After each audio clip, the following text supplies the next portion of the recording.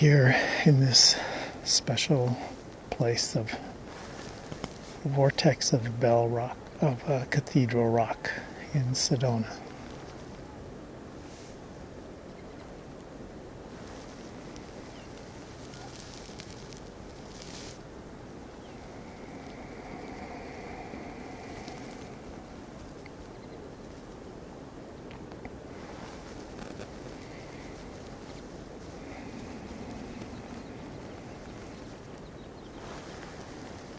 Hello, Alan and Mabel.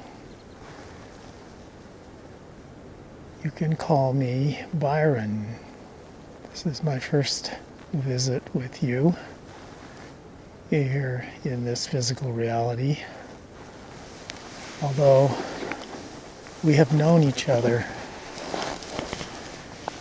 in other realities, in parallel existences, at different levels of frequency. So I'm here because Sedona is a special place. It is a place where I tend to resonate more than in other places. And so I'm able to come through and visit with you and give you a message here in this place, whereas if you were to do this channeling in Flagstaff, it would be somewhat more difficult for me, just because the energy, the vibration of each place is very unique and very distinct. That is what gives different places in this physical reality and in all realities. That's what gives them their special character, is that energetic vibrancy that they have. And each place is unique in that sense. Although, of course, in another sense, they're all the same. There's only one place, really. The only one place is the here and now. But here, in the here and now, we create places. We create the multitude, the diversity, the vastness of places that exist throughout your three-dimensional physical time-space reality, as well as in our more singular time-space reality. There is time and space still in the fourth dimension, and a little bit as you experience every night when you're dreaming, you do experience space, you do experience time, but it's in a very different manner. It is much less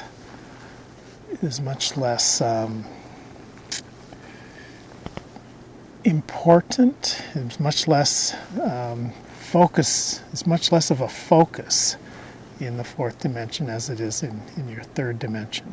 And then when we move into the fifth dimension, it's even less of a focus. It's just barely there for those of us who exist in that fifth dimension. And it pretty much completely disappears beyond that in the higher dimensions. So, this special place, Sedona, I'm going to ask you to try to open your eyes in this channeling. I understand you did this once before in the middle of the night in December. It was, I think you were feeling kind of not feeling very well, and you went and channeled and you opened your eyes and you had that experience. But since then you haven't really tried that. It is doable.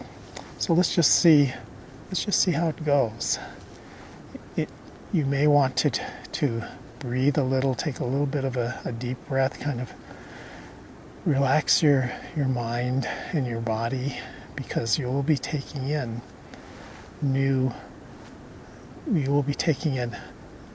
energies, experiences that you typically block out when you channel. And so they can be a distraction. So it's important to try your best to become as calm as possible. So let's give that a try. Open your eyes.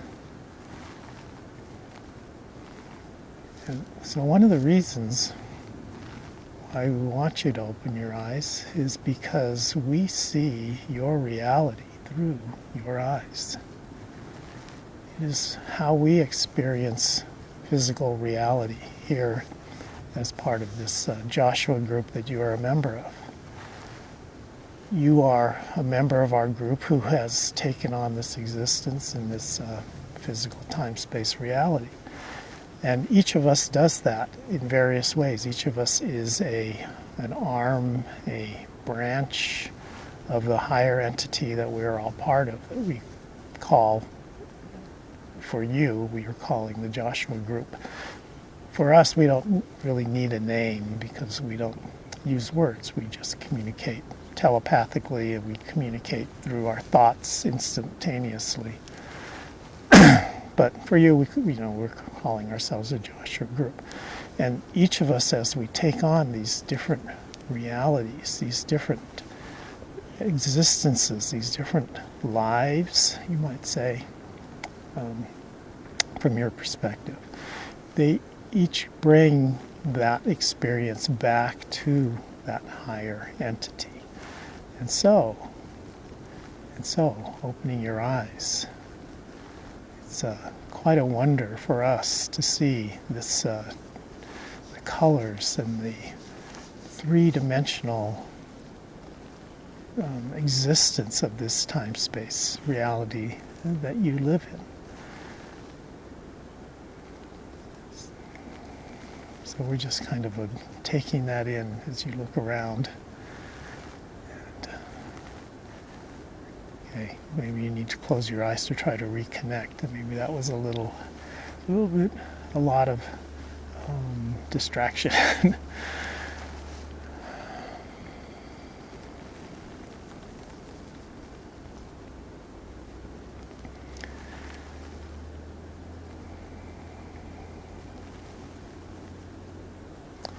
But that is why you are here. You are like our extension into this physical reality. At the same time, you are seeking to, in some ways, return back to the higher self, the bigger self that you're a part of, to make that become more of an awareness in this physical reality for you. That is what many people in your reality refer to as enlightenment, as a stage or various stages of enlightenment. Every time someone has an enlightenment or an awakening experience, they're basically bringing themselves away from the duality of existence that separates who they are as an ego within the reality that they've taken on, and connecting back to where they came from, to that deeper inner self. And so you do that progressively as you experience these types of awakenings. And there's a great value in that because in some ways, while you're experiencing the diversity of this physical time-space reality, how it's so different from the inner, greater reality that you're a part of. While you're experiencing that, we are also experiencing that, and we appreciate very much the value of being completely lost in physical time-space reality, which is what happens when you are born into this world and you're first trying to figure out how to function in the world, and you're learning from your parents, you're learning from caregivers and the people around you and your siblings and your other children that you're growing up with. And that whole period the first 1 to 2 decades of one's life in terms of the time element is devoted to that, is devoted to that, being totally immersed in this reality, at least for most people. And then the next few decades are functioning in that reality and learning how to use what you've learned in physical reality and connecting that also to what you know there you have deeper inside yourself. And some people are better at that than others. And then in your phase of life, you really have turned very much inward, still existing in time-space reality, of course, and enjoying that, but so much more aware that there's much more. There's that whole inner world, that whole inner self that you can bring to this experience, to make, in some ways, to make this experience for you as an individual ego the most that it can be. For us, on our side, all these different phases of your life, from that early infancy and childhood through those difficult, challenging adolescent years and through the career years and family raising years, all of those are just totally fascinating for us. But for you at this stage of your life, you are turning back and returning in many ways to and realizing who your greater self is and trying to merge those two things together. And that's what awakening and enlightenment is all about. It's bringing that merging together. So when you open your eyes, try that again. What you see is this huge, incredible diversity of life, of colors, of different forms of life, but all of it is really one living entity. What you're seeing when you open your eyes is a reflection of yourself. You're seeing, when we talk about enlightenment and returning back to source, returning back to the higher entity, the bigger inner entity that you're a part of, that entity is everything that you see outside of when you open your eyes. All of that exists within yourself. It all exists within the full being who you are. All of that is created by that full being who you are. So opening your eyes really is looking in a mirror at yourself. And that is a huge lesson that is very challenging for beings in your physical time-space reality to understand. There are those who do understand this and who know it deeply. There are those who know it fleetingly. They know it from time to time, but it's not always there with them. So there's a lot of different experiences of this.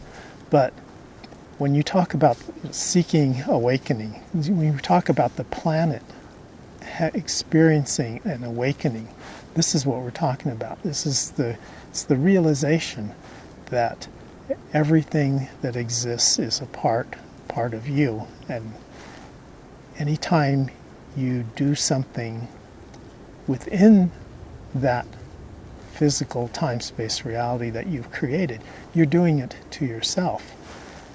And this is what sustainability is really about.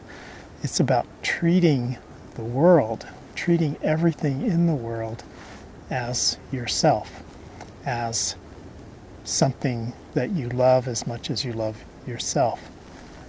This is a challenge for many people. It's a challenge for your planet, but it is a something that more and more people more and more of the physical people, entities on your planet are gradually starting to realize. More now today than ever before, and there will be more in the future. And especially with the trajectory that you are on at this point in time, the type of what you have recently come to call energy philanthropy, of spreading the special joy and energy that you have to other people and sharing that. That's moving you in a time-space path that will be one in which more and more people on the planet have that type of awakening and have that type of inner awareness that everything outside that they see is really a part of them, and where they share that love for themselves and for the world around them. Of course, there's a ways to go. This is 2020, as you know, is a big transition year for that. There are going to be a lot of ups and downs, but you should think of all the things that are happening in this world, both what you might consider good and bad, good or bad this year, as being forces that are pushing the planet in that direction, in a direction of love for oneself and for everything in existence.